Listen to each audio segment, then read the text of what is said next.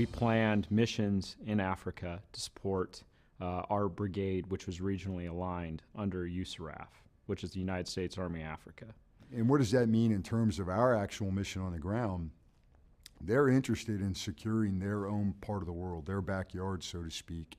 And their militaries understand they may have some capability gaps that we could help them close. I think it is a great way to allow these partner nations to facilitate their own security and their own, prevent instability in their own regions.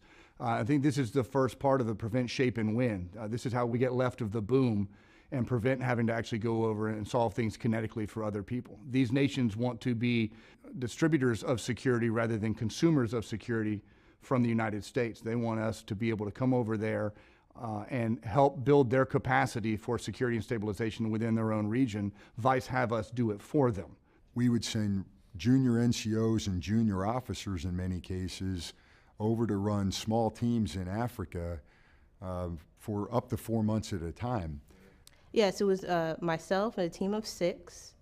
We interacted with 193 soldiers, day in, day out for 3 months.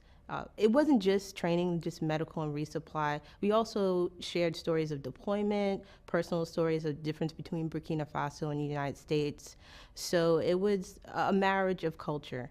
I was a major by the first time that I was really immersed into another culture in another country, and it happened to be Iraq in 2006 and 2007.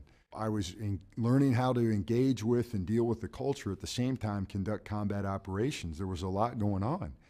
I think an advantage we have here is we're able to expose some of our leaders, and should we be committed to having to win decisively in a large-scale operation somewhere, they're going to already have a lot of this cultural expertise. I think that's important. Watching our soldiers train side by side with African military and sharing their experiences, many of which our soldiers coming back from Afghanistan and Iraq had those tactics, those techniques, those procedures that they had learned. Being able to share that with the African soldiers, the leaders, the junior NCOs, person to person, was extremely refreshing, and the Africans we dealt with were very grateful for that experience. I think it's absolutely excellent for the partner nations, but also for the U.S. Army soldiers to be exposed to different cultures. So hopefully going on in the future is something that we continue.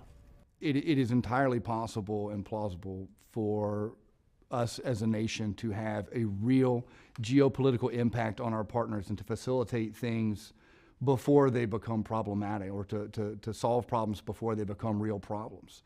I think it's in the U.S. interest to have a stable Africa. They believe it's in their interests. I think we share that interest, and any work we do to help them achieve that is probably money well spent.